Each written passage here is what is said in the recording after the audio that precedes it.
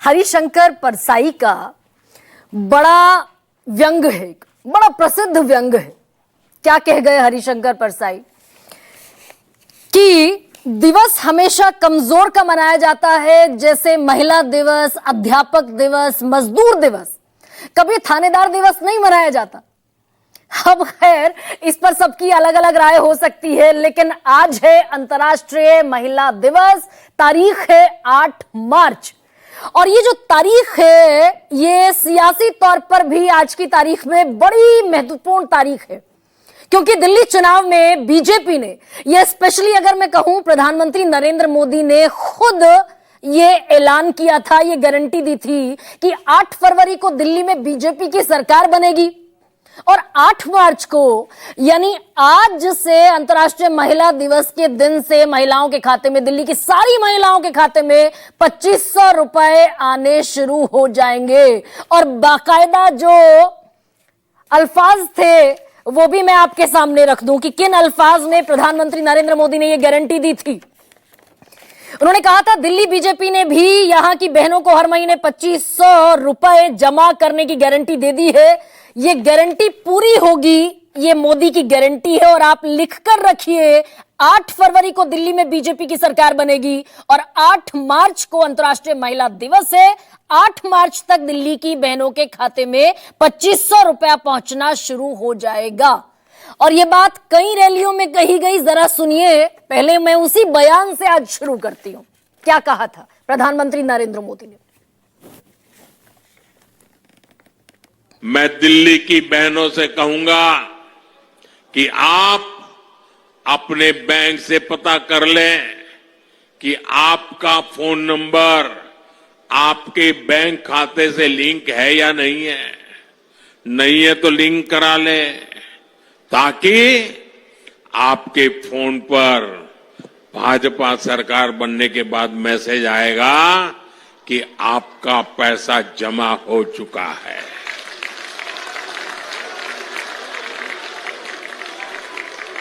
भाजपा सरकार की पहली कैबिनेट में ही बहनों के खाते में 2500 रुपया जमा करने का फैसला क्लियर हो जाएगा। और ये बयान दरअसल 3 बार दिया प्रधानमंत्री नरेंद्र मोदी ने। 2 फरवरी को आरके पुरम में, 31 जनवरी को द्वारका में और 17 जनवरी को जब मैनिफेस्टो जारी हुआ तब जेपी नड्डा अध्यक्ष हैं भारतीय जनता पार्टी के, उन्होंने भी ये बात कही थी। अब जिस वक्त ये बयान आए, चुनावी कैंपेन बड़ा जोरों शोरों से चल रहा था, तो एक बार ये लगा कि दिल्ली की सारी महिलाओं को ये 2500 रुपए डीबीटी होंगे, यानी कि डायरेक्ट बैंक ट्रांसफर होगा। लेकिन ये तादाद है तकरीबन 71,73,000, 46% टोटल वोटर की। टोटल वोटर हैं दिल्ली में 1,55,00,000 और इनमें से महिला वोटर हैं 71,73,000, यानी कि 46%। तो जिस वक्त ये बयान आ रहे थे लगा कि भाई सारी महिलाओं के खाते में जाएंगे 2500 रुपए, क्योंकि ये बाकायदा सेग्रीगेशन नहीं था किसको मिलेगा और किसको नहीं मिलेगा। इसे थोड़ी सी क्लैरिटी बयानों में तो नहीं आई, लेकिन जब घोषणा पत्र, संकल्प पत्र बीजेपी ने जारी किया तब एक लाइन की क्लैरिटी मिली, वो भी आपको बता देती हूं। पहला ही पॉइंट है जिसमें लिखा गया कि 2500 रुपए की आर्थिक मदद हर गरीब महिला को प्रतिमाह मिलेगी, यानी कि सबको नहीं, सिर्फ गरीब महिलाओं को मिलेगी। अब यहां पर भी लेकिन एक कंफ्यूजन रह गया कि गरीब महिलाएं किस हिसाब से तय होंगी। कोई गरीबी की परिभाषा तो इस देश में है नहीं, तो यहां पर भी एक कंफ्यूजन था। लेकिन आज इस पर चर्चा इसलिए हो रही है क्योंकि आज दूसरी कैबिनेट बैठी दिल्ली सरकार की, मुख्यमंत्री Rekha Gupta, headed by chief minister Rekha Gupta. अब इसमें एक बजट अप्रूव हुआ 5100 करोड़ रुपए का, 5100 करोड़ रुपए का, कि इतना बजट होगा और इसी में से महिलाओं को 2500 रुपए दिए जाएंगे। बजट अप्रूव हुआ। एक 4 सदस्यों की कमेटी बना दी गई जो ये तय करेगी कि किस किस महिला को मिलेंगे, कैसे इंप्लीमेंटेशन होगा इस पूरी योजना का। ये 4 सदस्यों की कमेटी बना दी गई, जिसमें रेखा गुप्ता खुद हैं, प्रवेश साहिब सिंह वर्मा हैं, आशीष सूद हैं और कपिल मिश्रा हैं। और नीचे ये जो बाकायदा आया आज government of NCT of Delhi का प्रेस प्रेस रिलीज, इसमें एक लाइन लिखी गई है, फुलफिलिंग द कमिटमेंट ऑफ संकल्प पत्र। With the approval of this scheme, the Delhi government has successfully fulfilled its commitment outlined in the संकल्प पत्र। यानी हमने जो संकल्प पत्र में लिखा था, हमने अपना वादा पूरा कर दिया। अब जितने दर्शक मुझे सुन रहे हैं, सबके जहन में एक बात होगी कि अभी तक नहीं पता कि किनको मिलेगा, किस कैटेगरी की महिलाओं को मिलेगा, गरीब महिलाओं को मिलेगा, तो वो कैटेगरी कहां से शुरू होगी? अब क्योंकि केंद्र सरकार तो आरक्षण देती है ईडब्ल्यूएस का, इकोनॉमिक वीकर सेक्शन का, उन लोगों को जिनके परिवार की सालाना आमदनी है 8 लाख रुपए। तो 8 लाख रुपए जिनकी सालाना आमदनी है, वो इस देश में सरकारी फाइलों में, सरकारी कागजों में गरीबी रेखा के नीचे है। ईडब्ल्यूएस का आरक्षण मिलता है उसे, इकोनॉमिक वीकर सेक्शन का। लेकिन आज जितनी शर्तें आज बाकायदा सामने आई, उन पर जरा गौर कीजिएगा। दिल्ली में ये थोड़ा सा दूसरा चश्मा लगा लिया गया। परिवार की सालाना आय 3 लाख से कम होगी तब 2500 रुपए मिलेंगे। उम्र 21 साल से 60 के बीच होगी तब 2100 रुपया मिलेगा। अब भाई 18 साल की महिला भी दिल्ली की वोटर है, उसने भी वोट किया भारतीय जनता पार्टी को। प्रधानमंत्री कहते हैं भाई मैं तीसरी बार अगर केंद्र की सत्ता में आया तो माताओं का, बहनों का, बेटियों का स्पेशल कंट्रीब्यूशन है। तो 18 से 21 साल की जो 3 साल वाला जो एक ब्रैकेट है, इन महिलाओं ने भी वोट किया, जिसके चलते बीजेपी की सरकार बनी। तो इन्हें बड़ी आसानी से राइडर लगाकर हटा दिया गया। तो 21 साल से 60 साल के बीच की महिला को मिलेगा 2500 रुपए का फायदा। अब ये माना जा सकता है कि भाई 60 साल से ऊपर तो वृद्धावस्था पेंशन योजना का भी लाभ लेती हैं महिलाएं, लेकिन ये 3 साल शुरू के जो हटा दिए गए, इनका कोई अभी तक क्लैरिफिकेशन नहीं है।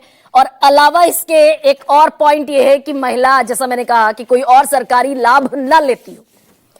अब यहां तक भी गणित थोड़ा सा आसान लगता है, लेकिन अब और माइन्यूट डिटेल में मैं आपको ले जाती हूं, क्योंकि एक बड़ा कैनवस पर दिखाने की कोशिश यह है कि 20 लाख महिलाएं हैं जिन्हें फायदा मिलेगा।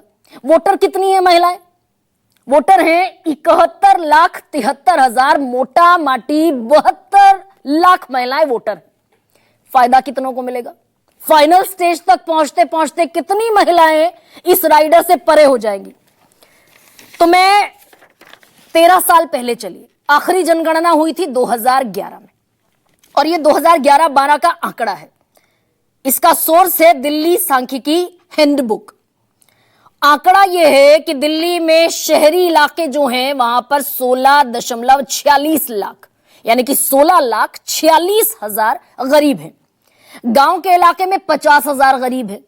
टोटल आंकड़ा हो जाता है 16,96,000 का। दिल्ली की टेरिटरी में, एनसीटी में, नेशनल कैपिटल टेरिटरी में तकरीबन 17 लाख गरीब हैं।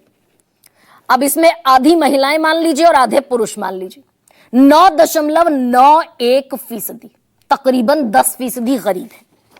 अब आ जाइए आज की परिस्थिति में, ये जो 10% गरीब हैं, जिसमें महिलाएं भी हैं और पुरुष भी हैं, अगर महिला मतदाता हैं 72 लाख, तो 10% के हिसाब से, टू बी मोर प्रिसाइज 9.91% के लिहाज से गरीबी रेखा से नीचे की आबादी बैठती है मात्र 7,11,000। तो ये ब्रैकेट घटते घटते घटते घटते पहले 72 लाख को मिलेगा, सारी महिलाओं को मिलेगा, फिर गरीब महिलाओं को मिलेगा, अब 8 लाख सालाना वालों को मिलेगा या 3 लाख सालाना वालों को मिलेगा, अभी तक क्लियर नहीं है।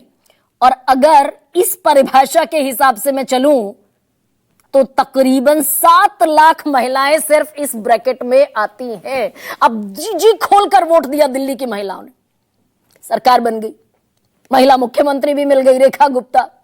और ये खेल दरअसल डायरेक्ट बेनिफिट ट्रांसफर का जो खेल है, अब ये इतना गहरा खेल हो चुका है कि सारी सरकारें, सारी पॉलिटिकल पार्टीज इसकी बेनिफिशियरी बनती दिख रही हैं, और जिन्हें असल में बेनिफिशियरी बनना था वो एक छल का शिकार हो रही हैं क्या? इसी पर आज चर्चा करूंगी। शुरुआत में वो आतिशी जी भी बड़ा ऑन द टो है आजकल। जब से 8 फरवरी को रिजल्ट आया था, तब से आतिशी जी एवरी डे एक किताब का नया चैप्टर पलट देती, आज नहीं आए, आज नहीं आए, आज नहीं आए। तो 2 बयानों के साथ में सबसे बड़ा सवाल की शुरुआत कर रही हूं। चुनाव के अपने संकल्प पत्र में दिल्ली की बहनों से जो वायदा हमने महिला समृद्धि योजना के तहत किया था कि दिल्ली की गरीब बहन को 2500 रुपए प्रति माह देने की बात, आज उसको हमने कैबिनेट में मोहर लगा दी है।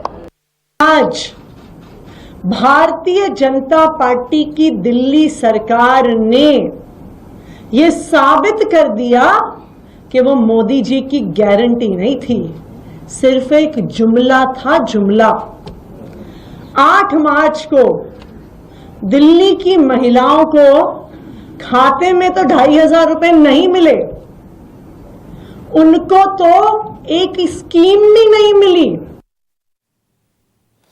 अब आतिशी जी से कोई ये पूछे, इन्होंने बजट पेश किया था 4 मार्च 2024 को, जिसमें ऐलान किया था पैसा मिलेगा, महिलाओं को डायरेक्ट बेनिफिट ट्रांसफर मिलेगा। आते आते दिसंबर बीत गया, जनवरी बीत गया, योजना इंप्लीमेंट ही नहीं हो पाई और आखिर तक आते आते तो जबरदस्त रस्साकशी और सिर्फ फुटबॉल तक की नौबत आ गई। पंजाब में आज तक नहीं दे पाए। तो ये सारी चीजें अंतर्राष्ट्रीय महिला दिवस पर क्या महिलाओं को वोट बैंक मानकर एक बड़ा छल भी हो रहा है। भाई महिलाएं भोली होती हैं, वोट दे आती हैं और आखिर में खोदा पहाड़ निकली चुहिया।